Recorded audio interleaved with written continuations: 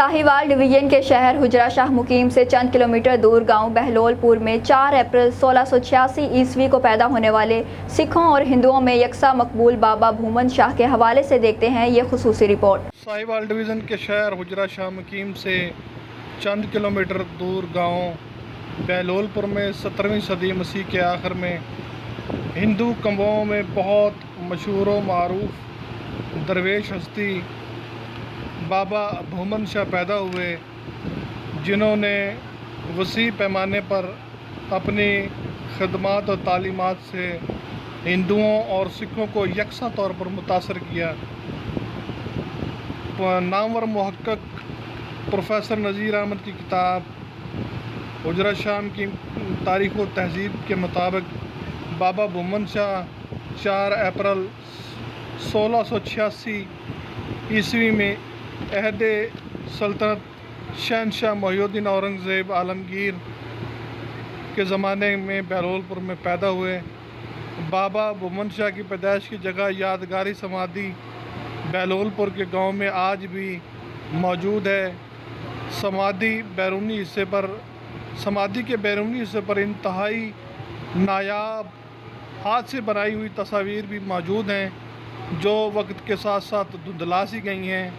गांव के मकीनों के मुताबिक बाबा गुरु नानक के मेले पर आने वाले सिख यात्री बाबा भूमन शाह की समाधि की ज़ियारत के लिए भी गांव बहलोलपुर में आते हैं। इस हवाले से हमने मज़ीद गुफ्तगू के लिए नामवर मुहक्किक और तारीख़दान प्रोफेसर नज़ीर अहमद से हमने खिदमात हासिल की।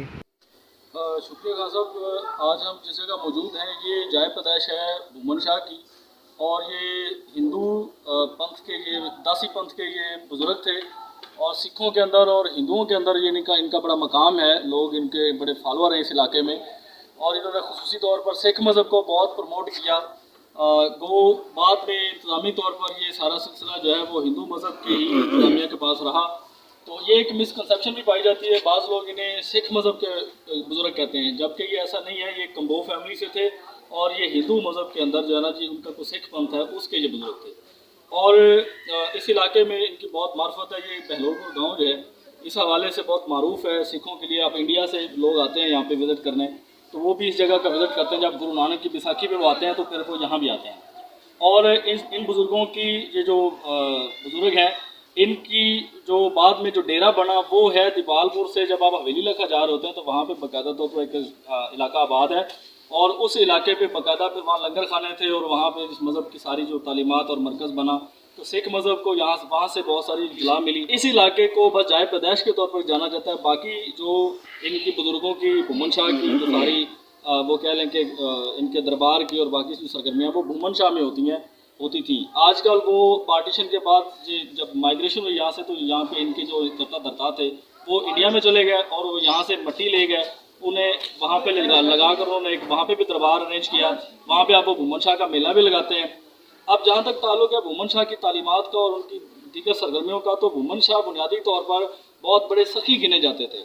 उन्होंने सखावत के थ्रू लोगों को अपनी तरफ अट्रैक्ट किया और अपने मज़हब का उन्होंने पैगाम दिया। और वहाँ पे उन्होंने लंगर खाने बड़े वसी बनाए। वहाँ पे बिला तफरीक मज़हब के रंग के वो सबको खाना वहाँ पे वाफर मिक़दार में मिलता था। मुसलमानों के लिए अलग दस्तरखान अवेलेबल था, सिखों और हिंदुओं गैर मुस्लिमों के लिए। इवन देन तो उनके पानी की टूटियाँ और नल भी थे, वो अलग अलग अरेंज किए गए थे। ठीक है। अच्छा, यहाँ पे मैं आपको इनका जो बाकायदा सोशल वर्क था वो कहाँ था?